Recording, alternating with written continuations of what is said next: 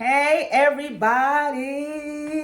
It's your hostess with the mostest, Yolanda Denise, and Victorious Ones is back. Yeah. We're back. Where we go from victim to victorious in Him. Now, if y'all know me, y'all already know who this is. So don't front. This is my oldest son, Jermaine Crutchfield II, and we have a story for you all today. We're going to talk about learning to surrender. Surrendering our will unto the Lord, because there's things, and y'all hear me say this every week, that He's called us to do that we're just not doing. So He's going to share His testimony and how He was able to overcome and start stepping into the things that the Lord has called him to step into. So welcome, Jermaine. It's so nice to be here, Mom. Thank you for having me. Very excited. I've been waiting to be sitting in this chair and hear her say "hostess with the mostest." Hostess with the mostest. She's been saying that for years. So I ain't just start with this, by the way. So, but it's good to be here. Awesome. So let's dig in, because you got a story to tell, and it's not like any others, and so bless the people. All right. Well, like she said, I'm Jermaine Crutchfield II. So my life has been an interesting one, mainly due to a lot of things that I've not done, and also done as well. I'm a musician. I play viola. I've been playing violin for 15 years and viola since 2011. So I guess you can say 10 years for that. And really, I've always had this false confidence, and also just I really wasn't secure about being a musician. In my mind, I thought that I was supposed to play the drums. If any instrument, the drums was the macho thing to do. I grew up beating on the desk and playing with the pencils and everything like that. So I thought the drums was my thing. So he wasn't anointed in that area. And the funny thing is you couldn't tell me nothing though, because I thought I was drumline. I thought I was drumline. So, but God had other plans for me. God called me to play the violin, to play strings, and I did not like that. I can actually say that I actually grew up with this hate internally. There were times where I had good times, and I would get in this groove of practicing for hours, because really was what God called me to do. But I never really got validated, not by my mom, but by my dad.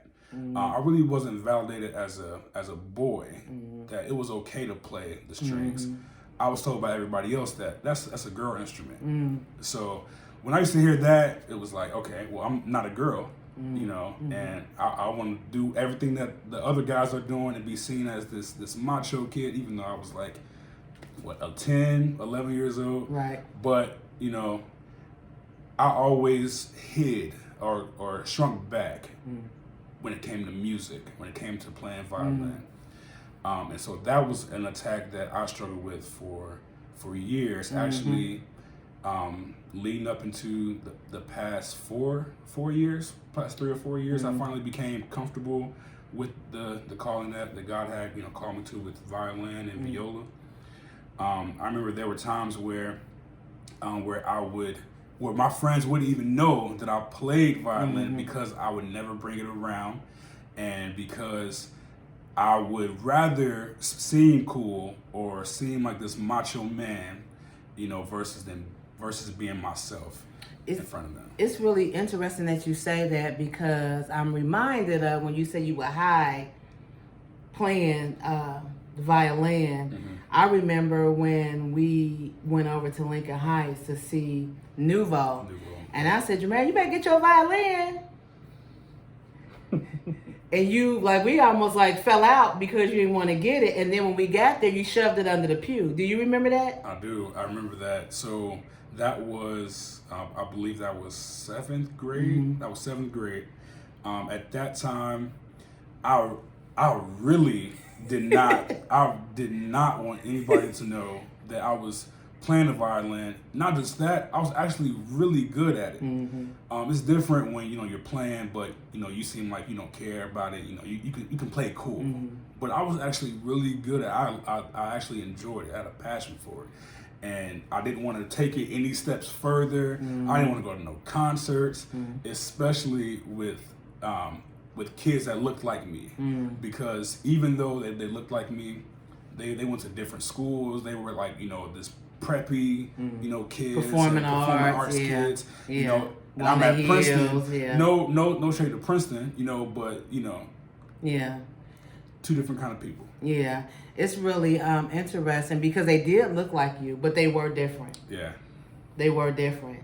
But the goal, as a mom, I knew that you were ashamed, but I didn't know that it affected you like that, like internally, like you didn't have that validation from your dad or other male figures for playing it. But for me, I just knew like, hey, he can really play this thing. And then I ain't have to hear you beating the bongo because you used to bongo and tap on everything. It's about to drive me crazy. The walls, everything, the kitchen table. Everything. And so I didn't know that the struggle was that deep. So it was deep because I didn't feel like there was another person that was just like me.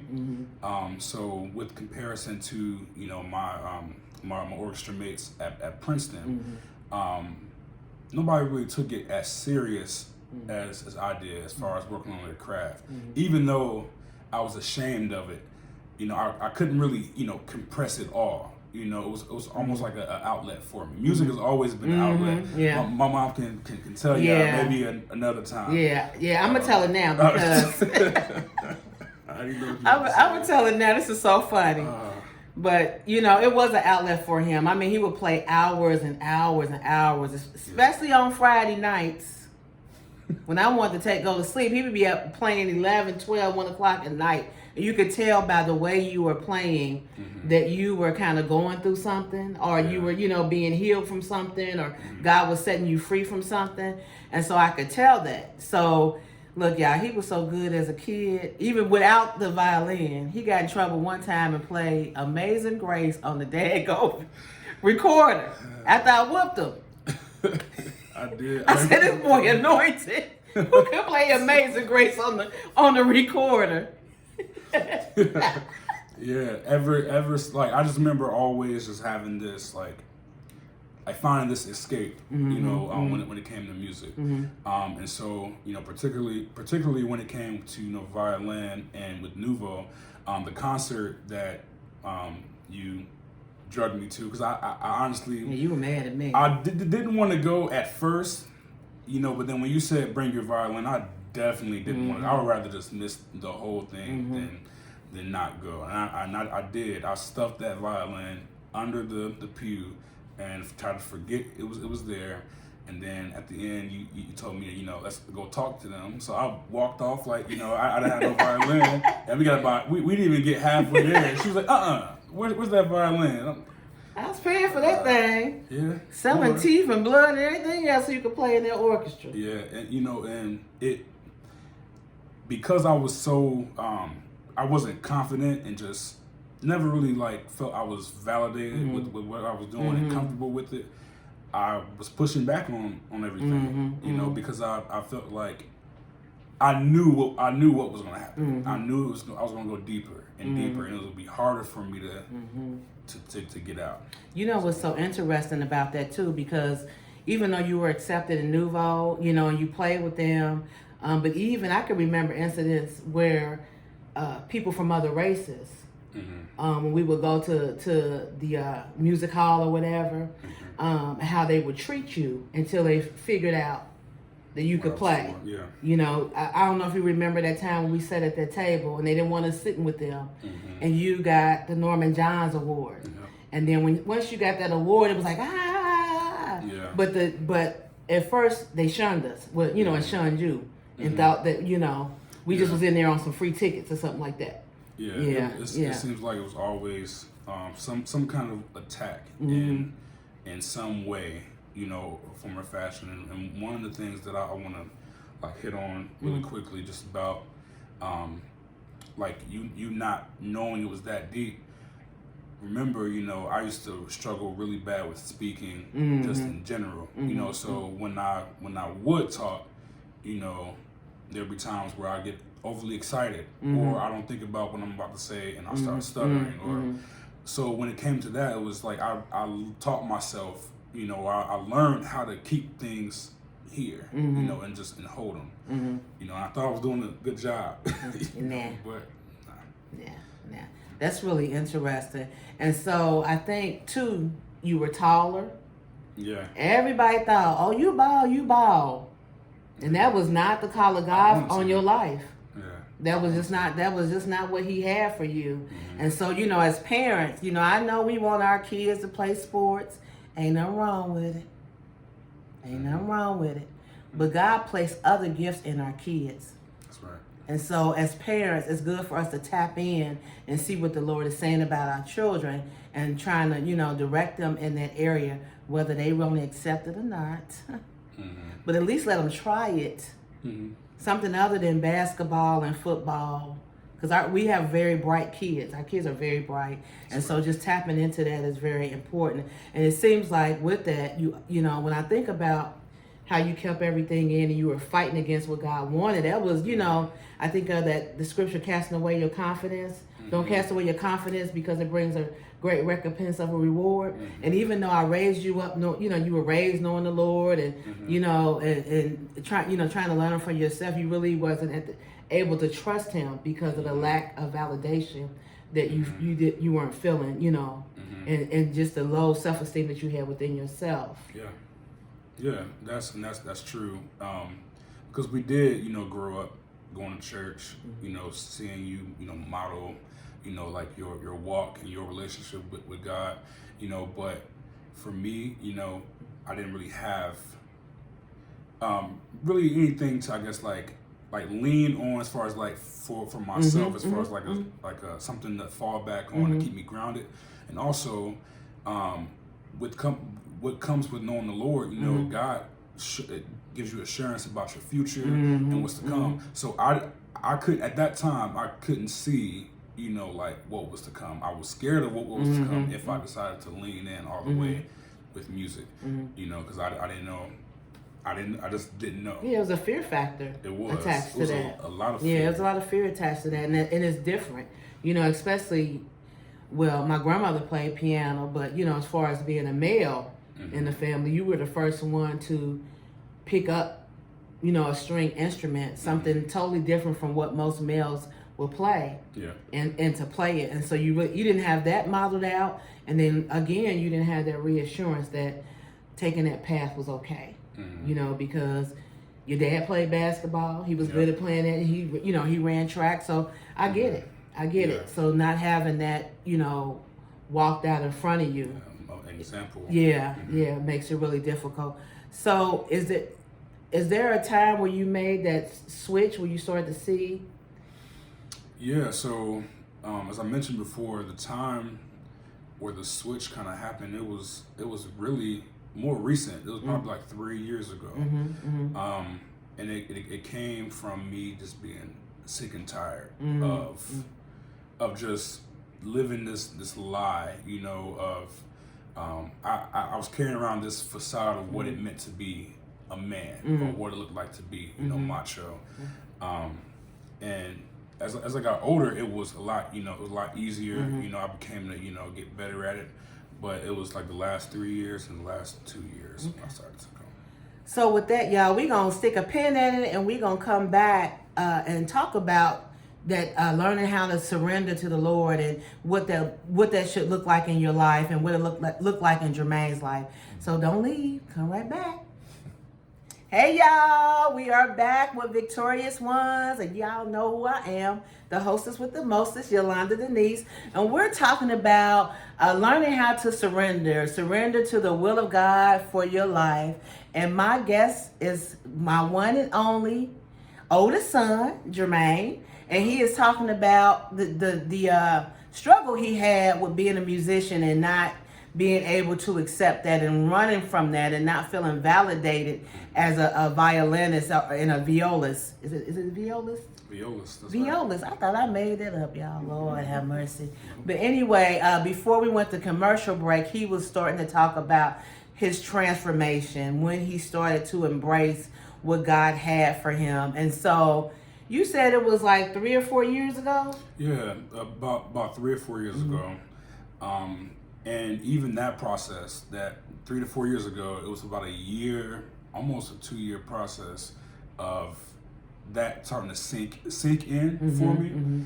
And about two years ago, actually, when the pandemic happened, when we started quarantine and everything, I woke up in the morning with a song like from the Lord, and I called it "Shine On," and the song was actually me singing to myself, to my inner man. And I'm not gonna go into like the whole song, but pretty much there's a line that says, "You can do what you want.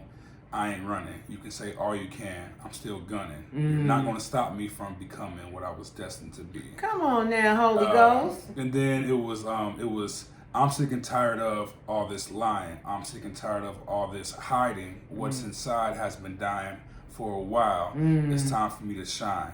Shine on. Shine like the diamond that you are. Shine like a diamond. Yeah, and it's time to be who God has made you to be. So I literally woke up in the morning. I felt this push to record. My voice was groggy. I just woke up, but I just had to get it out. And then I ended up recording the song on this app called Voicey. But it was really a song to me. It was like encouraging. I'm sick and tired of trying to be something that I'm not, because what God called me to be is great. What God called me to be is to be a light on the hill, to shine. And God started to really just attack the false perception that I had of what a man was supposed to be. And literally, as soon as I remember like posting that song, when I posted it, it felt like there was like this freedom, kind of like this breakthrough. I felt like I like ran through a wall, this wall that's been there for forever. So that was the start of the transition for me. It's so interesting how the Lord does that, because there's a lot of times that I know when I wake up, the Lord has given me a song, like not a song that to write out myself, but in those waking hours, He'll give me a song, and it's usually indicative of what's going to happen that day or whatever. And I love those moments, with Him. So that's really interesting that He gave you a personal song to minister to yourself and to for you to be set free, because we know that whom the Son sets free is free indeed. And as believers in Jesus Christ, He don't want us bound. We don't have to be bound. That's just not our portion. I mean, you can live bound if you want to, but it's so much liberty in being free. It's amazing. It's amazing. So that's really awesome that He gave you that song. And I know you wrote it down somewhere too, didn't you? Yeah, so I actually have that song is on my Facebook too, of me actually singing it. So maybe one day I'll make it a single or something. Yeah, hey, we can all use a single. Yeah. So that was just a nugget of what He did as far as your transformation process of surrender. Is there any other moments that like you think of right now that you can, that's highlighted right now of Him moving you into that place of, okay, I surrender, I accept who I am, I'm okay with who I am? Yeah. So after I posted that video on Facebook, I got this supernatural sense of motivation and just like this fire and this fervor. It was almost like God just opened, like cracked open, like just this well that's been like just bubbling up on the inside. And there was a release of creativity, a release of just spontaneous worship, things that I used to do when I was a kid. I didn't know it was a form of worship or being creative, but God started to bring me back to the child in me. Just take me back to where, okay, like what what I was doing here, it was for this reason. You didn't understand it. It was for that, but it was for this reason. There's times that God had reminded me of to the time where I was playing Amazing Grace on the recorder. I haven't even picked up a violin yet, but it was a way of just flowing and just another voice, another way of just another way of communication. Communication for me. Yeah. And so now, it's a thing where when I play, I never have to, have music in front of me, or I never have to like, I don't want to say rehearse, because it's almost like it starts to bubble, out of me. So. Yeah, because when you in the vein, you in the vein. When you're doing what God has called you to do, He's gonna use it to his, to your fullest potential. And that when you were talking about, it was something you said, I can't remember what it was, but what came to mind, I saw a post today from Donita Dawson that said, obedience is worship. And so just you being obedient and surrendering was your worship unto the Lord. It's our worship unto the Lord. And that's powerful within itself. It ain't necessarily got to be that you just singing or whatever, but you just surrendering your will to His and walking in obedience is worshiping to Him. Yeah, and so you saying obedience just made me think about something that happened this year. Pastor Mike Todd at Transformation Church had did a paper chasers challenge, where he's calling out all the artists, musicians, dancers, whatever your creative bent was, to do some kind of artistic performance to his track. And I had saw it, but I've never done a challenge before, and like I said, it was still a thing of me battling that. What are people going to think about this? Or are people tired of me playing? So it was a lot of thoughts that I had. And then I was talking to a good friend of mine, and I was actually going to do one with him, kind of like a background supportive type of role. But God was like, no, like you need to do it. You need to do it. And I didn't understand at first, but again, it was like once I submitted myself, okay, God, I'm going to do it.